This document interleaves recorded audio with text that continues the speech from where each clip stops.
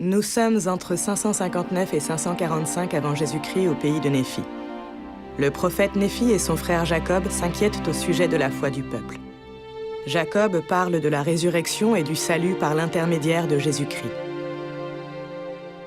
Inspiré de faits réels tels qu'ils sont décrits dans le livre de Mormon, un autre témoignage de Jésus-Christ.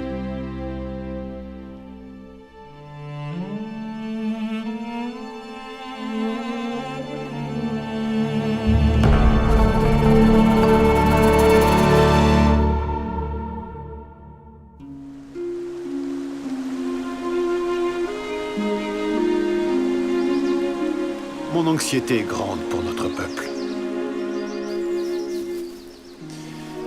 Je désire le bien-être de leur âme. Enseigne-leur les paroles d'Ésaïe. Et tu devrais leur parler, pour leur bien. Le Seigneur m'a montré que ceux qui étaient à Jérusalem, d'où nous sommes venus, ont été tués ou emmenés captifs. Néanmoins, le Seigneur m'a montré qu'il reviendrait encore. Et il sera miséricordieux envers eux, de sorte que lorsqu'ils parviendront à la connaissance de leur Rédempteur, ils seront de nouveau rassemblés dans les pays de leur héritage. Et il y a beaucoup de choses qui ont été dites par Ésaïe qui peuvent vous être appliquées, parce que vous êtes de la maison d'Israël. Car le Seigneur Dieu accomplira les alliances qu'il a faites avec ses enfants. Et voilà pourquoi le prophète a écrit ces choses. J'ai lu ces choses pour que vous sachiez quelles alliances le Seigneur a faites avec toute la maison d'Israël. Je sais que vous savez que notre chair doit dépérir et mourir. Néanmoins, dans notre corps, nous verrons Dieu. Je ne comprends pas. Comment peut-on voir Dieu dans notre corps alors que notre chair va dépérir et mourir?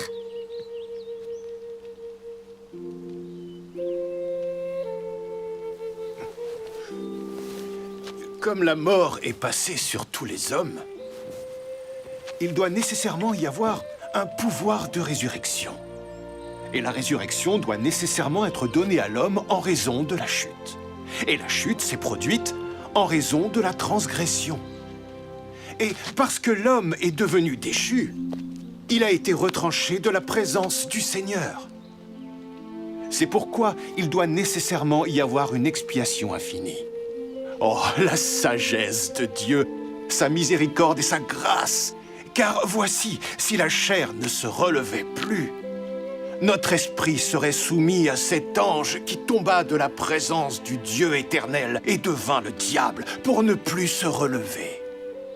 Oh, comme elle est grande, la bonté de notre Dieu qui prépare une voie pour que nous lui échappions. C'est pourquoi la mort et l'enfer vont livrer leur mort. Et l'enfer va livrer ses esprits captifs. Et la tombe va livrer ses corps captifs. Et le corps et l'esprit des hommes seront rendus l'un à l'autre. Et c'est par le pouvoir de la résurrection du Saint d'Israël. Il vient dans le monde afin de sauver tous les hommes s'ils veulent écouter sa voix. Car voici, il subit les souffrances de tous les hommes. Oui, les souffrances de tous les êtres vivants, tant des hommes que des femmes et des enfants. Et il souffre cela afin que la résurrection passe sur tous les hommes, afin que tous se tiennent devant lui lors du grand jour, du jour du jugement. Et il commande à tous les hommes de se repentir et d'être baptisés en son nom, ayant une foi parfaite au sein d'Israël. Sinon, ils ne peuvent être sauvés dans le royaume de Dieu. Malheur à tous ceux qui meurent dans leurs péchés, car ils retourneront à Dieu et verront sa face et resteront dans leurs péchés. Souvenez-vous, l'affection de la chair, c'est la mort, et l'affection de l'esprit, c'est la vie éternelle.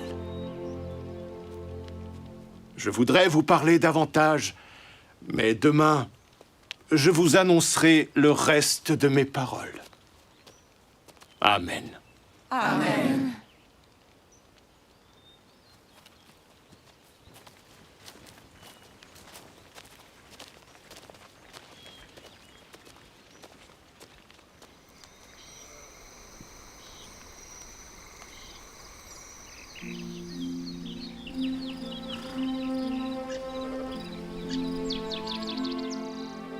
Il faut nécessairement que le Christ, car la nuit dernière, l'ange m'a dit que ce serait là son nom, vienne parmi les Juifs.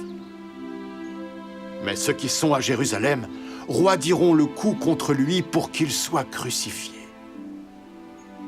Mais voici, ainsi dit le Seigneur Dieu, que lorsque viendra le jour où ils croiront en moi, que je suis le Christ, j'ai fait alliance avec leur père qu'ils seront rétablis dans la chair, sur la terre, dans les pays de leur héritage.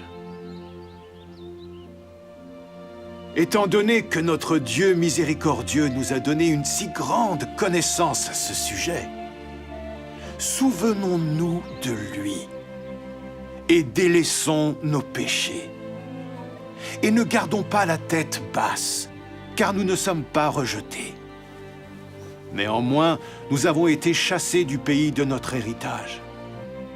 Mais nous avons été conduits dans un pays meilleur, car le Seigneur a fait de la mer notre sentier, et nous sommes dans une île de la mer.